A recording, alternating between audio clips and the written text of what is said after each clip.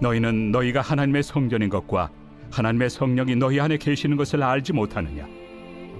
누구든지 하나님의 성전을 더럽히면 하나님이 그 사람을 멸하시리라. 하나님의 성전은 거룩하니 너희도 그러하니라. 아무도 자신을 속이지 말라. 너희 중에 누구든지 이 세상에서 지혜 있는 줄로 생각하거든 어리석은 자가 되라. 그리하여야 지혜로운 자가 되리라. 이 세상 지혜는 하나님께 어리석은 것이니 기록된 바 하나님은 지혜 있는 자들로 하여금 자기 꾀에 빠지게 하시느니라 하였고, 또 주께서 지혜 있는 자들의 생각을 헛것으로 아신다 하셨느니라.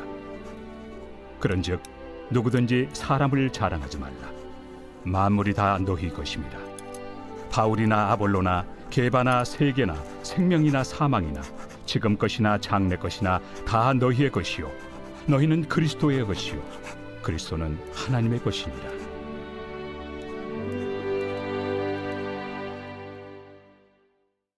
제4장. 사람이 마땅히 우리를 그리스도의 일꾼이요 하나님의 비밀을 맡은 자로 여길지어다. 그리고 맡은 자들에게 구할 것은 충성이니라. 너희에게나 다른 사람에게나 판단받는 것이 내게는 매우 작은 일이라. 나도 나를 판단하지 아니하노니 내가 자책할 아무것도 깨닫지 못하나 이로 말미암아 의롭다함을 얻지 못하노라. 다만 나를 심판하실 이는 주시니라. 그러므로 때가 이르기 전 곧 주께서 오시기까지 아무것도 판단하지 말라. 그가 어둠에 감추인 것들을 드러내고 마음의 뜻을 나타내시리니 그때 각 사람에게 하나님으로부터 칭찬이 있으리라. 안녕하십니까, 사랑하는 근수교회 가족 여러분. 9월 5일 근수 매일 말씀 시작하겠습니다. 태풍이 올라오고 있습니다. 아무쪼록 태풍 피해에 대한 대비를 잘 하시고, 또 태풍에 피해 없으시도록, 또 내일은 또 태풍이 직격으로 부산에 온다고 하니 웬만하면 외출도 좀 자제하시고, 또 창문에 테이프도 좀 붙이시고, 그리고 그렇게 하루를 조금 조심히 보내시기를 축복합니다. 오늘 본문은 고린도전서 3장 16절부터 4장 5절까지의 말씀입니다. 오늘 본문만 딱 떼고 보기에는 오늘 본문이 흐름이 있기에 어제 본문과 이어서 함께 다시 이야기해보고자 합니다. 어제 본문 3장 1절에서 15절까지는 주일날 큐티 본문이죠. 이 육신에 속한 자의 시기와 분쟁, 이 당시에 고린도 교회에 시기와 분쟁이 있었던 것 같습니다. 아시는 것처럼 나는 아볼로 파다, 나는 예수님 파다, 나는 바울 파다 등등등 수많은 파와 시기와 분쟁이 있었습니다. 그것을 본 바울은 하나님의 동력자, 하나님이 동력하여 모든 것이 선을 이루었다. 그래서 유명한 말씀이 있죠. 나는 심었고 아볼로는 물을 주었을 때 오직 자라게 하시는 분은 하나님이다 라고 이야기합니다. 그리고 나서는 또 유명한 말씀이 나옵니다. 10절부터 15절까지 말씀은 예수 그리스도 터 위에 세운 집에 관한 이야기가 나옵니다. 제가 몇 번 인용한 바 있는 구절인데요. 우리가 예수님 앞에 나아갈 때 불시험을 통과한다고 합니다. 그 불시험을 통과할 때 우리의 공적, 옛날에는 공덕이라 표현되어 있지만 우리의 공적, 즉 우리가 세운 집, 한 일, 만든 작품 등등등 우리가 이 세상에서 했던 그 모든 일이 불에 한번 타고 주님 앞에 나아간다는 것이죠. 그때에 우리의 마음에 숨은 더러운 동기 혹은 우리 마음에 어떤 찝찝한 동기로 한 일은 다 없어지고 예수 그리스도를 사랑하는 마음으로 예수 그리스도를 향한 열정으로 한 일만 남는다는 것이죠. 그래서 마지막에 그러한 사람들, 즉 자신을 위해서 공적이 불탄 사람들은 구원은 받되 불 가운데서 받은 것 같으니라. 타서 아무것도 남지 않게 수치스러운 구원이다 라고 바울은 표현하고 있습니다. 그리고 나서 오늘 본문 16절로 이어지는데요. 하나님이 거하시는 곳이 성전이며 우리 가운데 지혜 있는 자는 이 지혜를 어리석게 생각해야 한다 라고 이야기합니다. 왜 성전 이야기를 한고 하니 이 당시에 또한 고린도 교회에 성전에 관한 논쟁이 있었다고 합니다. 어디가 성전이냐? 우리도 나가서 다시 교회 차릴 거다. 분쟁하고 나누어지고. 하지만 예수님께서 이 성전에 대한 개념을 너희의 몸이다라고 분명히 못 박아 두시는 것이죠. 성령이 계시는 곳이, 하나님이 계시는 것이 바로 하나님의 성전입니다. 예수 그리스도를 통하여 그 지성소의 입구를 찢으셨죠. 그러니 우리가 하나님을 부르는 어디든지, 특히 우리의 우리의 몸의 육신과 우리의 마음이 하나님의 거할 처소가 된다면 우리의 몸이 바로 하나님의 거하실 성전이라는 것이죠. 이야기를 왜 하냐면 누구의 사람, 누구의 파, 어떤 사람의 어떤 그 흐름, 예를 들어서 바울의 직계 제자, 이런 것 가지고는 하나님의 성전, 하나님의 정통성, 고린도 교회의 적통, 이런 것으로는 구원받지 못한다는 것입니다. 이런 것이 의미가 없다는 것이죠. 그래서 21절부터 23절까지는 그런즉 누구든지 사람을 자랑하지 말라라고 바울은 이야기하고 있습니다. 네가 바울 파든지 아볼로 파든지 예수님 파든지 상관없다. 누구든지 자기의 마음에 하나님을 모시는, 보혜사 성령님을 모시는 바로 그 사람들이 바로 교회며 성전이다. 너희가 스스로 지혜 있는 줄 알지만 세상의 지혜는 하나님께서는 어리석은 것이다. 그러니 이 세상의 정치와 세상의 철학과 세상의 가치관을 가지고 교회에 들어오지 말라라고 바울은 분명히 못 받고 있습니다. 그러고 나서 4장으로 넘어가죠. 오늘 보면 4장 1절에서 5절까지는 판단하는 것에 대한 바울이 경고를 합니다. 요지는 이렇습니다. 예수님만이 판단하실 수 있는 분이십니다. 예수님만이 심판주이시며 예수님만이 그 사람이 충성했는지, 맡은 일을 잘했는지 못했는지 예수님만이 판단하실 수 있다는 것이죠. 오직 심판은 하나님께만, 오직 판단은 하나님께만 달려있는 것입니다. 하지만 이 판단하지 않는 것이 저로서는 굉장히 어렵다고 생각이 듭니다. 정말 세상의 가치관과 또 제가 살아온 경험과 제가 생각하는 어떤 철학과 제가 생각하는 어떤 아젠다에 의해 사람들의 겉모습을 보고도 판단할 뿐만 아니라 그 사람의 말, 그 사람의 어떤 습관, 그 사람이 생각을 0.1초 만에 쫙 판단하게 됩니다. 그러니 이 판단하지 않는 것이 저 마음 가운데는 굉장히 어려운 도전으로 느껴집니다. 성경에 분명히 얘기하고 있죠. 오늘 본문 5절에 그러므로 때가 이르기 전까지 곧 주께서 오시기까지 아무것도 판단하지 말라. 여러분, 이 말씀이 제게는 너무나도 왜 이렇게 어렵게 와닿는지요. 판단을 해야 되지 않습니까? 오늘 성경에서 나오는 이 판단은 그 사람이 죄가 있는지 죄가 없는지에 대해서 판단하는 법적인 용어입니다. 판사가 내리는 판단이 바로 이 용어와 동일하게 쓰는 판단인 것이죠.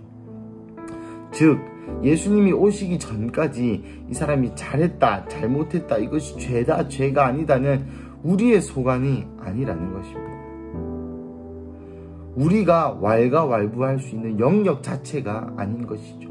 이것은 마치 루시퍼가 사탄이 하나님의 영광을 가로채고자 한 것처럼 우리가 하나님만이 하실 수 있는 그 판단하는 영역을 우리가 하고 있는 것일지도 모르겠습니다.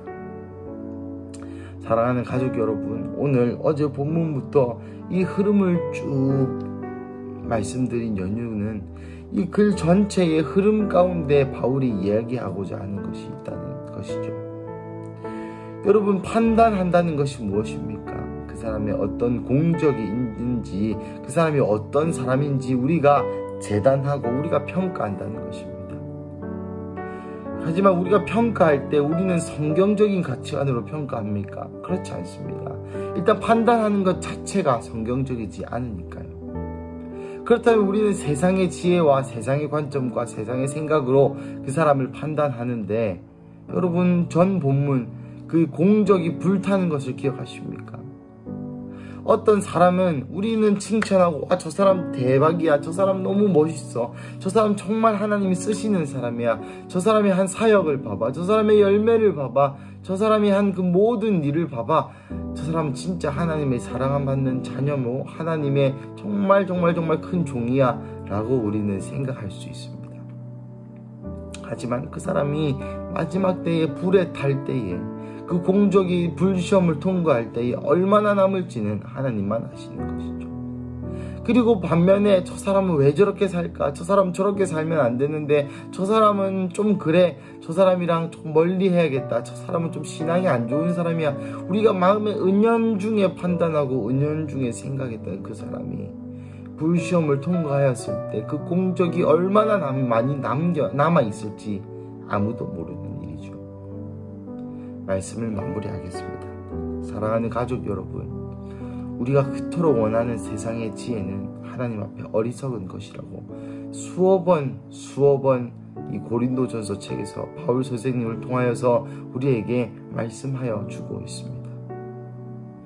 이것은 바울 선생님만 뿐만 아니라 그 당대의 이 지구 전체의 역사를 통틀어서 가장 부자였고 가장 똑똑했다고 평가받은 솔로몬조차도 모든 것이 헛되고 헛되다, 젊은 날에 창조주를 깨달아야 한다, 하나님을 아는 것이야말로 가장 고귀한 지식이다 라고 이야기하고 있습니다.